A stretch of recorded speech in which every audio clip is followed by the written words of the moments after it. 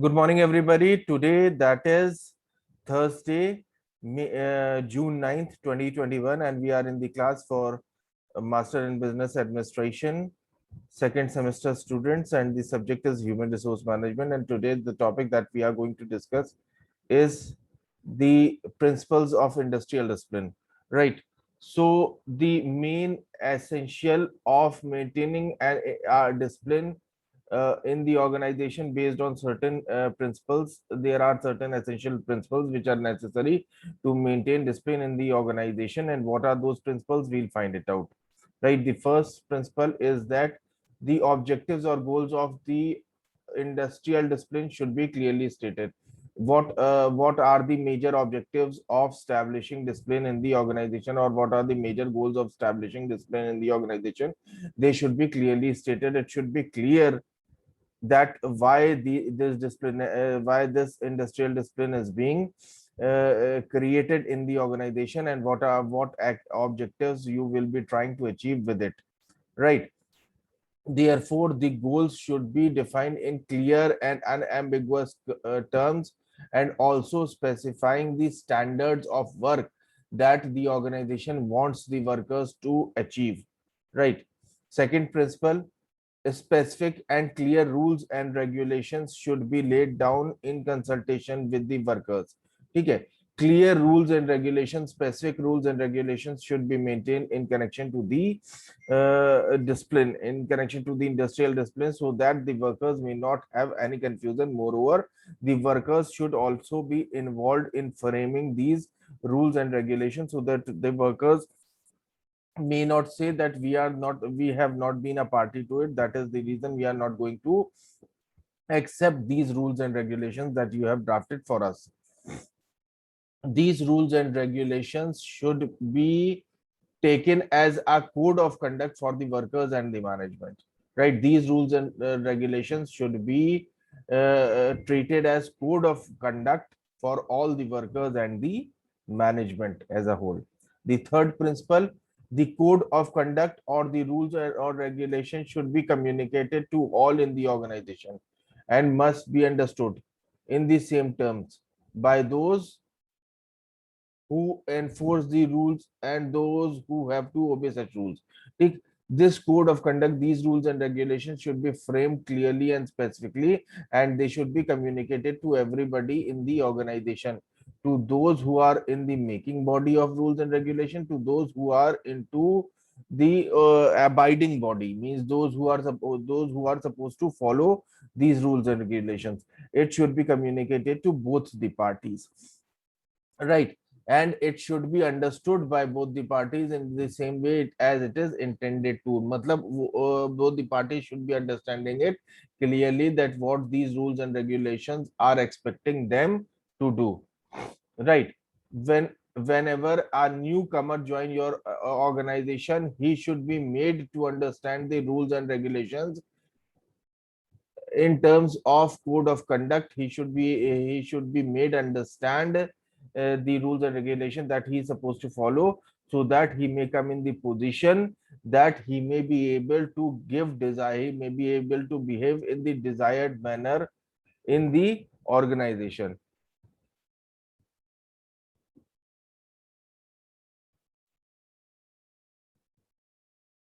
right?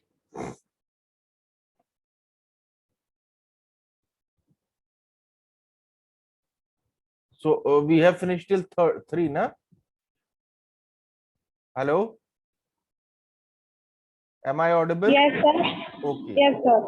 Now, fourth rule is that the rules the rules, particularly in case of conduct, should include provisions for investigation and settlement of grievances arising during the course of employment. ठीक? These rules should be in connection to the investigation if it is so desired, right?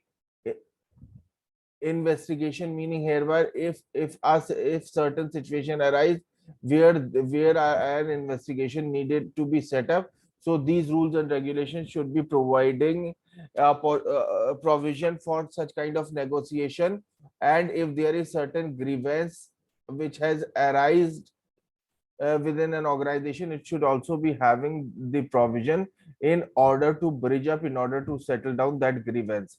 Fifth principle, the discipline policy should lay greater emphasis on the prevention of the breach of discipline uh, and on the administration of penalty. This code of discipline should be having proper provision that if somebody breaches the discipline, if somebody breaks the discipline of, if somebody will not obey the code of conduct, then what punishment or penalties will be imposed on him. It should be decided in advance that if some person is there who is not following the rules and regulations or the code of conduct as established by the organization, then what kind of penalties may be imposed on him and how those penalties can be waived off if the thing so desired. Both the procedures should be pre-decided. Now, discipline policy of the organ, right, ये तो हो गया fifth point. Now the management should ensure that their own conduct and policies do not encourage breach of discipline. Management should ensure that its action should not make the employee understand that management itself is breaching the discipline. Then why not we? If management is doing so, we can also doing so. So any act of the management should not give an impression to the employee that management is breaching the discipline, right? It will promote self-discipline among the workers, right? Now, seventh point, the enforcement authorities must be specified. Which is that authority who will be enforcing the discipline on the employees should be clearly specified, that which will be that authority who can impose discipline on the employees or the workers, right? Because anybody can randomly come and impose discipline. It should not be there. The authority who can impose the discipline on the employee should be clearly specified. The procedures for appeal against disciplinary action by the aggrieved party should also be provided, right? The procedures under which any person on which disciplinary action has been taken may provided with the opportunity to appeal against that disciplinary action. You should be able to devise such a system in which a person or against whom disciplinary action has been initiated, he should be having the opportunity to appeal against that disciplinary action to the competent authority who may listen to his argument in favor of his behavior. Right now, eighth, the quantum of prescribed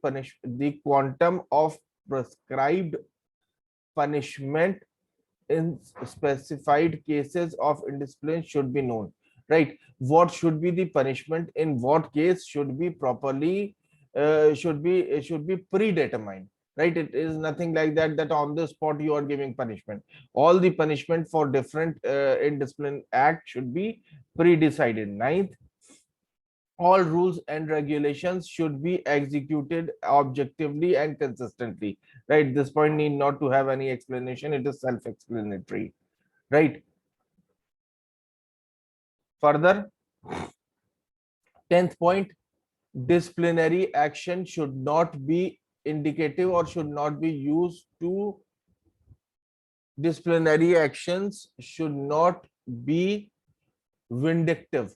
It should not be used to victimize the employees, but to prevent indiscipline in the organization, right? So you should not be using the disciplinary action vindictively, right?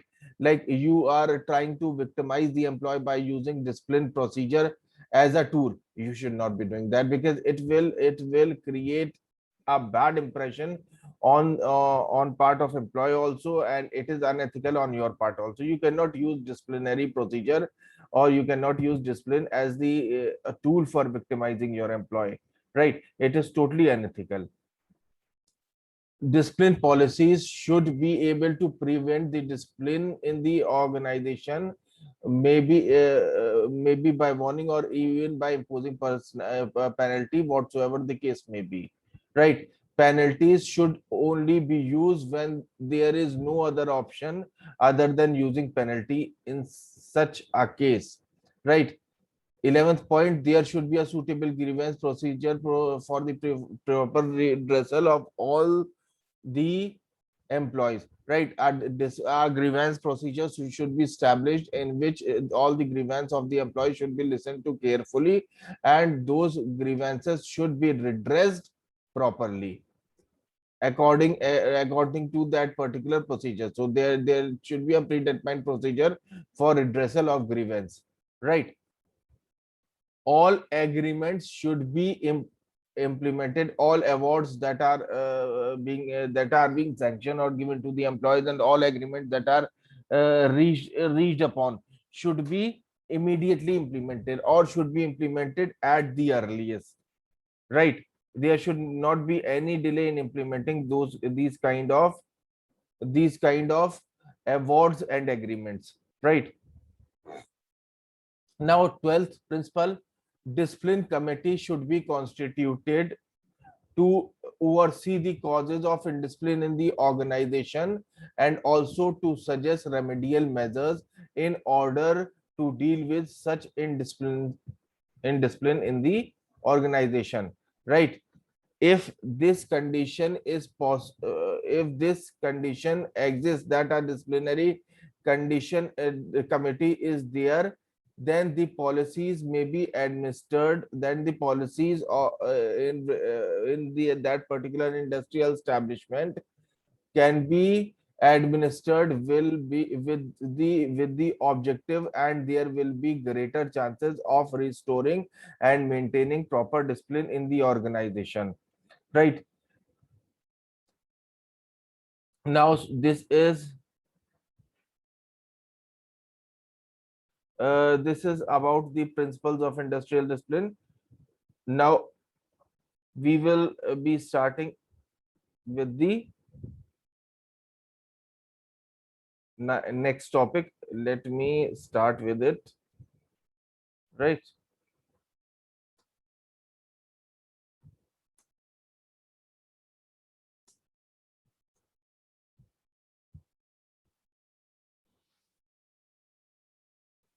Code of discipline, right? This is the next topic that we are going to do,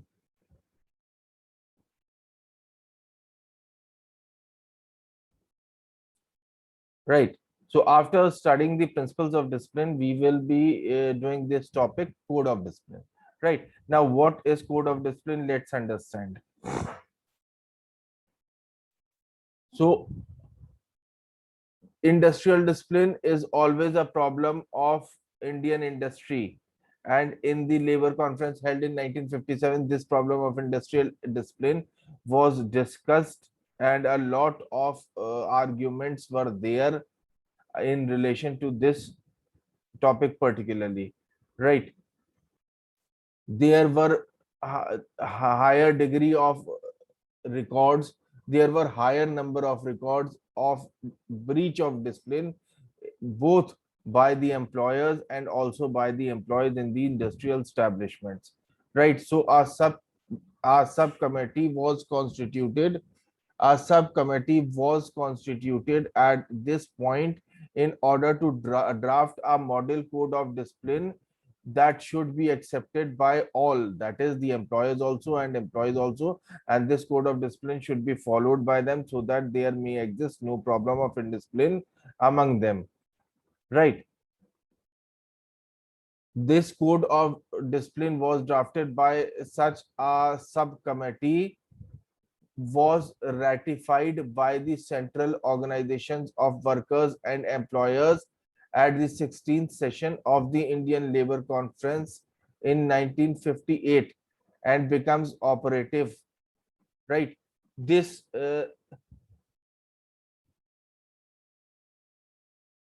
for 1st June 1958 it becomes operative, right?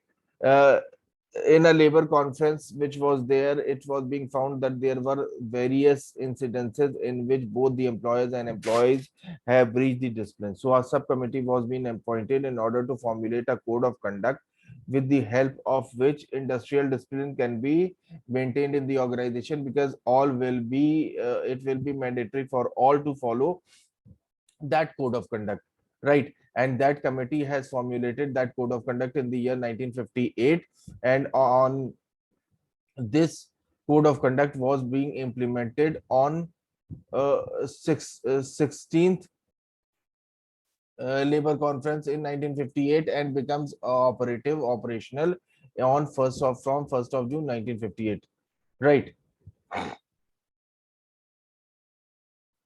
Now coming down to the next slide. This code of discipline includes the following principles that you may be able to see on this slide. This code contains the following principles that are to be adhered to by both the employees as well as the employers, right? The first is your, there should be no strike or lockout without proper notice. You cannot go for a lockout, or you cannot go for a strike without giving a proper notice. You have to serve a proper notice that yes, you are going on strike. You have to serve a proper notice that yes, you will be doing lockout. Before prior notice, you cannot go for any strike or any lockout, and in such a case, that strike or lockout without notice will be considered to be illegal, right? Second point, no unilateral action should be taken in connection with any industrial matter. In connection to any industrial matter, no unilateral action should be taken. You have to include all the parties concerned in taking such a kind of decisions. You cannot take it unilaterally, right? Third principle that it contains is that there should not be any request to the employee to go slow tactics, right? Neither employer nor employee should follow the policy of go slow, because go slow is the easiest policy to put something in the cold bag in an easy manner. So this policy of go slow on part of employees also and part of employer also should not be permitted. Now fourth is your, no deliberate damage should be caused to a plant or property. In any case, employees will not be causing any kind of damage to plant and property of the industrial establishment. In any case, whatever the problem may be, you cannot cause any kind of damage to the plant and its property, right? Because most of the time it happens that workers are on strike, and they have started causing damage to the plant property and machinery, right? So you should not be doing that. In any case, you cannot do that, right? It is totally illegal, and you will be subjected to punishment, serious punishments in such a case, right? Because plant machinery and other property which is of the industrial establishment is being constructed by spending a huge amount of money, so you cannot destroy it like that. Now fifth is your, violence, intimidation, coercion or instigation should not be resorted to, right?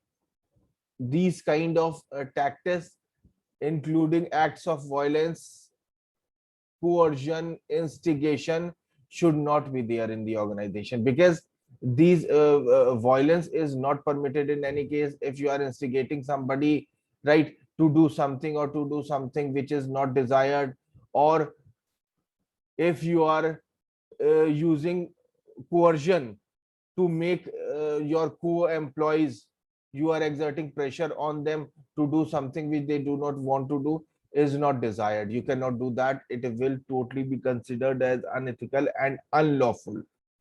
Now sixth, existing machinery for settlement of industrial dispute should be utilized. Whatever machinery which has been set up in order to settle down the disputes should be properly utilized. As we have discussed in the principles of industrial discipline, that there should be you should be establishing a proper grievance procedure. So that grievance procedure should be properly used in order to redress the grievance. And we are also having dispute redressal machinery in the organization, which should be properly utilized in case of settle down any disputes before going on strike or taking any other action like that, you should try to get your problem redressed with dispute redressal committee in the organization, so that you may need not to go on any kind of strike in order to get your demand met, right? Or and thus you can get your dispute settled with the help of that dispute redressal machinery, right? Next point is awards and agreements should be speedily implemented, as we have seen in the principles also, that any award or any agreement reached in between the workers and the employees should be implemented at the earliest, right? They should be implemented at the earliest. There should not be any delay in implementing any kind of award or any kind of agreement in between the workers and the management.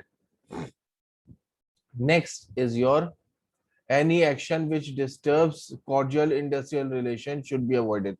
Any such action that disturbs the cordial industrial relation in between the employees and the employers should not be considered. They should always be avoided, because restoration of the industrial discipline and peace is more important than anything else, right?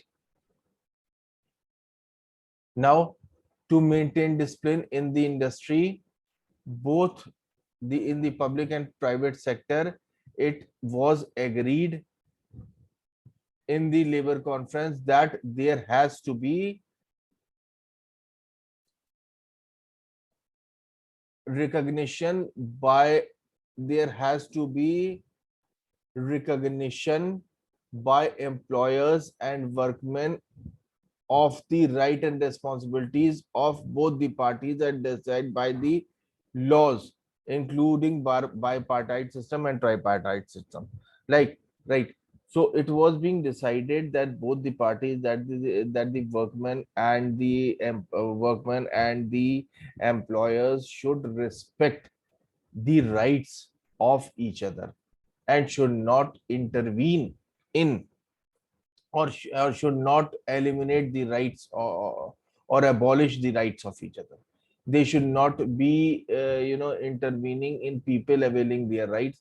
Management is having its own rights, workers are having their own rights, and nobody, both of them decided collectively in the labor conference that there should not be any malpractices, particularly in terms of rights which are being given to the workers or which are being given to the management by the government. Both the parties should be able to use their rights to the fullest, and bipartite and tripartite agreements which are being arrived at in between these parties from time to time should be implemented immediately, right?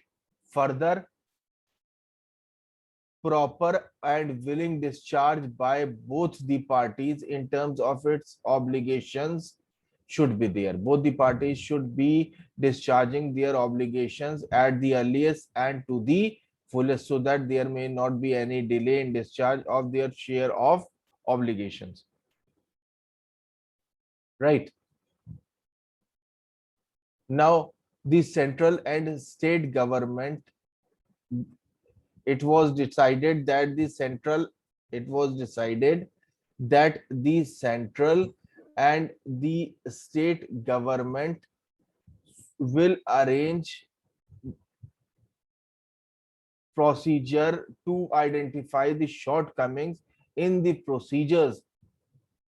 State government and the central government will try its level best to identify the shortcomings in the procedures which was being established by them in terms of administering the labor laws, right? If there is any such kind of shortcoming, that will be taken care of seriously and immediately.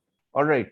So these are some of the basic things that were being discussed.